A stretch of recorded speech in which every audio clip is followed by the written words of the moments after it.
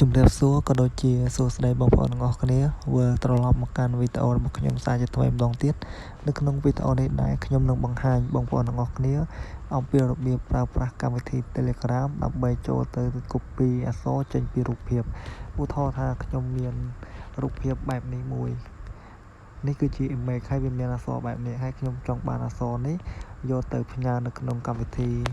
Chat Messenger ផ្សេងៗឬមួយក៏ខ្ញុំចង់យកវាទៅកែជាអត្ថបទនៅក្នុងកម្មវិធី Word អីខ្ញុំបើសិនជាខ្ញុំវាយវាសារថ្មីគឺវាចំណាយពេលយូរអញ្ចឹងខ្ញុំចង់ធ្វើការ copy វាទៅខ្ញុំយកវាទៅកែទៅគឺវាចំណាយពេលតិច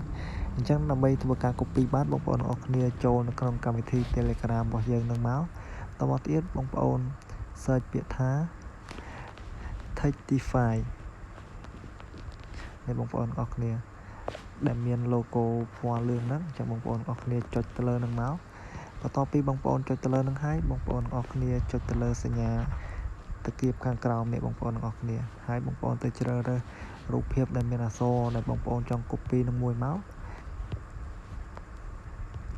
តមកទៀតបងប្អូនជ្រើសរើសហើយបងប្អូនគ្រាន់តែធ្វើការចុចផ្ញើរូបភាពនឹងចូលនៅក្នុង app Telegram របស់យើងដែលមានឈ្មោះថា Textify ហ្នឹងទៅតមកទៀតយើងរងចាំបន្តិចទៅ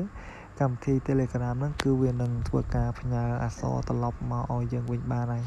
អញ្ចឹងយើងរងចាំបន្តិចសិនទៅវានឹងផ្ញើមកហើយអញ្ចឹងនៅពេលដែលវាផ្ញើមកនេះបងប្អូនទាំងអស់គ្នាអញ្ចឹងគឺវាផ្ញើមកបែបនេះអញ្ចឹងអក្សរផ្ញើមកគឺវាអត់មានខុសទេបងប្អូនទាំងអស់គ្នាគឺវា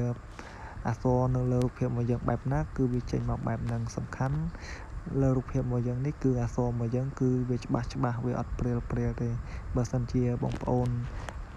មានរូបភាពជាអក្សរព្រាលផ្ញើចូលទៅគឺវា forward ចេញជាអក្សរនេះមក convert ចេញមកគឺវាអក្សរច្បាស់ទេតែបើសិនជាបងប្អូនមានអក្សរច្បាស់បែបនេះនៅពេលដែលបងប្អូនផ្ញើចូលទៅគឺវានឹងចេញជាអក្សរច្បាស់ឲ្យយើងបែបនេះត្រូវតាមអក្ខរាវិរុទ្ធអញ្ចឹងបងប្អូនចង់ធ្វើការ copy បងប្អូនគ្រាន់តែធ្វើការសកត់ទៅលើវាជាប់ទៅបងប្អូនយកពាក្យថា copy នេះមកហើយបងប្អូនអាចយកទៅធ្វើការផាសនៅក្នុងអីមួយបានហើយឥឡូវឧទាហរណ៍ថាខ្ញុំ copy ហើយខ្ញុំផាសនៅក្នុង Telegram នេះមួយអញ្ចឹងខ្ញុំផ្ញើចូល save មកខ្ញុំនេះបងប្អូនអរគ្នាអញ្ចឹងអក្សរហ្នឹងបងប្អូនអាចយកទៅធ្វើការកែសម្រួលអីទៅតាមជាក់ស្ដែងរបស់បងប្អូនបានអញ្ចឹងវីដេអូរបស់ខ្ញុំគឺមានតែប៉ុណ្្នេះឯងសូមអរគុណសូម